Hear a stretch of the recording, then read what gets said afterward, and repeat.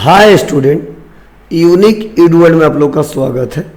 और आज की वीडियो में हम लोग सीखने वाले हैं कि कंपाउंड जर्नल एंट्री कैसे पास की जाती है और इसके लिए क्या स्टेप है। तो देखिए, हमने पिछले वीडियो में हमने कंपाउंड एंट्री का कुछ क्वेश्चन किया था और इस वीडियो में भी हम 3 क्वेश्चन सॉल्व करेंगे कंपाउंड जर्नल एंट्री। तो देखिए, पहला क्वेश्चन क्या कह रहा है। यहाँ पे लिखा गया है paid Bilal and friends cash rupees. क्या हो रहा है? पेड किया जा रहा है किसको? Bilal and friends. कैश कितना? 975। Discount receive rupees 25। तो इस क्वेश्चन का क्या मतलब है? क्वेश्चन का मतलब यही है कि जो हम कैश पेमेंट कर रहे हैं वह 975 कर रहे हैं और जो डिस्काउंट हमको रिसीव हो रहा है वह 25 रुपया रिसीव हो रहा है और पेमेंट जो कर रहे हैं वह बिलाल एंड फ्रेंड्स को कर रहे हैं। तो इस क्वेश्चन को सॉल्व कैसे करेंगे? तो इसके लिए बहुत ही सिंपल सा तरीका है। तो पहले तो एक हमारा अकाउंट बनेगा बिलाल एंड फ्रेंड्स, तो उसका हम अकाउंट बना लेते हैं।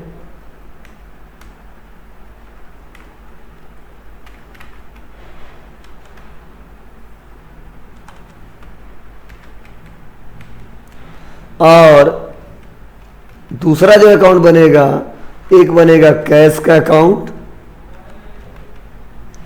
और एक बनेगा डिस्काउंट रिसीव का अकाउंट। अब जाहिर सी बात, आप जानते हो बिलाल एंड फ्रेंड्स क्या है, तो ये पर्सनल अकाउंट है। कैश कौन सा है? कैश हमारा रियल अकाउंट है। क्या है? कैश हमारा रियल अकाउंट है और डिस्काउंट रिसीव हमारा नॉमिनल अकाउंट है। अब सीधा सा रूल है कि जो बिलाल एंड फ्रेंड्स हैं हमारे, वह पर्सनल अकाउंट है और हम इनको पेमेंट दे रहे हैं। और जब पेमेंट दे रहे हैं तो यह पाने वाले हैं और इसीलिए जब पाने वाले हैं तो इनके अकाउंट को हम डेबिट कर देंगे। किस रूल के हिसाब से? पर्सनल रूल के हिसाब से। अगला जो हमारा अकाउंट बना है वह बना है कैश अकाउंट। कैश एक रियल अकाउंट है और रियल का रूल है कि जो धन वस्तु व्यापार में आए उसको डेबिट करो और जो धन वस्तु व्यापार से जाए उसको क्रेडिट करो। तो देखिए, यहाँ पे कैश जो अकाउंट है हमारा वह व्यापार से जा रहा है। कैश कितना जा रहा है? तो 975 और इसीलिए इसका अकाउंट यहाँ पे क्रेडिट हो जाएगा। और अगला हमारा अकाउंट है वह है डिस्काउंट रिसीव। और देखिए, डिस्काउंट रिसीव जो हमारा है ये भी एक प्रकार का हमारा नॉमिनल अकाउंट है और नॉमिनल अकाउंट का रूल है कि अगर डिस्काउंट रिसीव हो रहा है मीन्स अगर आय हो रहा है तो उसको क्रेडिट करिएगा, अगर एक्सपेंसेस हो रहे हैं तो उसको डेबिट करिएगा। तो डिस्काउंट रिसीव हमारा आय है, हमारे व्यापार में बेनिफिट हो रहा है, ठीक है, फायदा हो रहा है और इसीलिए इसको भी हम क्रेडिट कर देंगे। और बड़ी सिंपल सा तरीका है। इसको सॉल्व कैसे करेंगे? तो इसको सॉल्व करने के लिए किस डेट का क्वेश्चन है वो डेट लिखेंगे, कौन डेबिट हुआ है डेबिट वाला ऊपर लिखेंगे और कौन क्रेडिट हुआ है क्रेडिट वाला नीचे लिखेंगे। अगर इसको बनाना है तो मैं बनाने का तरीका सिखाया भी था और समझाया भी था। जस्ट अगला पॉइंट सीखते हैं। अगला जो पॉइंट दिया है वह दिया हमारा रिसीव डिस्काउंट। क्या हो रहा है? रिसीव डिस्काउंट, डिस्काउंट रिसीव हो रहा है ₹20 एंड कमीशन ₹500। सीधा सा मतलब है कि जो हमें डिस्काउंट रिसीव हो रहा है वह 20 रुपया हो रहा है और जो कमीशन रिसीव हो रहा है वह 500 रुपया हो रहा है। तो क्या क्या बनेगा? एक तो हमारा रिसीव क्या होगा? तो कैश ही होगा। तो एक तो हमारा बनेगा कैश का अकाउंट और दूसरा क्या बनेगा? डिस्काउंट रिसीव हो रहा है तो डिस्काउंट रिसीव का अकाउंट। और उसके बाद से क्या हो रहा है? एक हो रहा कमीशन रिसीव तो बनेगा कमीशन रिसीव अकाउंट। और उसके बाद से हमको डेबिट और क्रेडिट करना है। तो जैसा कि जानते हो कैश हमारा रियल अकाउंट है, और जब पैसा में रिसीव होगा तो रियल के हिसाब से जब हमारा पैसा हमारे व्यापार में रिसीव होता है, व्यापार में आता है, तो उस अकाउंट को डेबिट कर देते हैं, तो डेबिट हो जाएगा। डिस्काउंट रिसीव हो रहा है, मतलब डिस्काउंट रिसीव हमारे व्यापार का एक प्रकार का आय हो गया, और आय नॉमिनल अकाउंट में जाएगा, और नॉमिनल अकाउंट का रूल है जितने व्यापार के आय होंगे सबको क्रेडिट करिएगा। और हम पढ़ाए थे क्रेडिट के लिए क्या करेंगे, हम लिख सकते हैं टू डिस्काउंट रिसीव अकाउंट। और उसके बाद से देखिए कमीशन क्या हो रहा है, रिसीव हो रहा है, कितना 500। तो कमीशन भी आय है, और नॉमिनल के रूल के हिसाब से इसको भी हम लोग यहाँ पे क्रेडिट कर देंगे। और कितने से डेबिट, तो यहाँ पे देखो डेबिट करेंगे किसको, तो हम डेबिट कर देते हैं कैश को 520 से, और क्रेडिट करते हैं डिस्काउंट रिसीव को कितने से, 20 रुपये से, और कमीशन रिसीव को कितने से, तो 500 रुपये से। तो इस प्रकार हम आसानी तरीके से इसको सॉल्व कर सकते हैं। तो यह तो हमारा दूसरा क्वेश्चन कि कंपाउंड एंट्री कैसे पास की जाती है।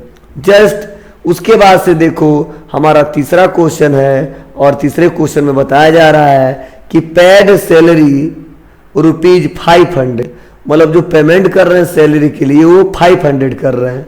रेंट फॉर जुलाई ₹900, जो रेंट हम दे रहे हैं वो 900 दे रहे हैं। एंड एडवर्टाइजिंग एक्सपेंसेस, जो एडवर्टाइजिंग का खर्चा कर रहे हैं, विज्ञापन का खर्चा कर रहे हैं, प्रचार प्रसार का खर्चा कर रहे हैं, वो हम पेमेंट कर रहे हैं 400।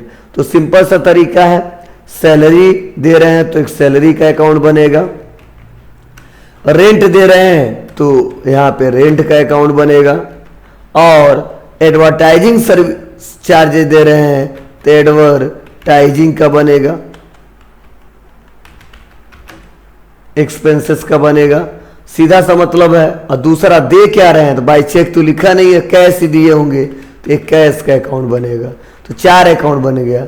अब सैलरी क्या है, नॉमिनल अकाउंट है, और सैलरी व्यापार के लिए खर्चा है, और इसीलिए इसको भी डेबिट कर देंगे। रेंट क्या है, ये भी हमारा नॉमिनल अकाउंट है, व्यापार के लिए खर्चा है, इसीलिए इसको डेबिट कर देंगे। एडवर्टाइजिंग ये भी हमारे व्यापार के लिए एक प्रकार का खर्चा है, इसको डेबिट कर देंगे। और पेमेंट कर रहे हैं तो किससे कर रहे हैं, जो पेड कर रहे हैं वो किससे कर रहे हैं, तो हम कैश बेसिस से कर रहे हैं। इसीलिए रियल का रूल है, जाए कैश तो क्रेडिट करो, और आए तो डेबिट करो। तो देखिए कैश हमारे व्यापार से क्या हो रहा है, जा रहा है, तो हम कर देंगे 2, और 2 करने के बाद से कैश अकाउंट कितने रुपए से डेबिट करेंगे, तो टोटल 1800। क्यों, क्योंकि 500 या 900 या 400 या, और आसानी तरीके से इसको डेबिट करेंगे, क्रेडिट करेंगे कितने से, 1800 से। और किसको डेबिट करेंगे, तो एडवर्टाइजिंग को डेबिट करेंगे 400 से, और रेंट को डेबिट करेंगे कितने से, तो यहाँ पे रेंट को करेंगे 900 से, और उसके बाद सैलरी को करेंगे कितने से, 500 से। तो इस प्रकार आसानी तरीके से इसको सॉल्व कर सकते हैं।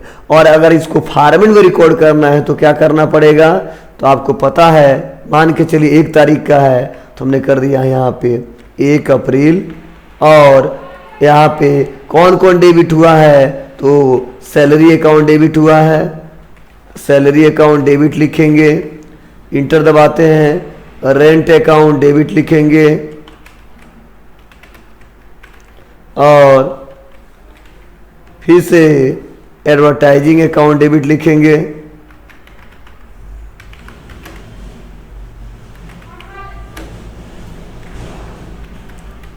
और इंटर दबाएंगे, 2 कर देंगे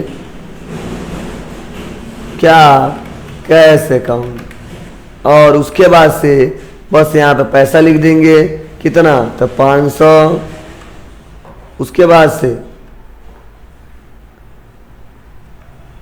रेंट 900, और एडवर्टाइजिंग,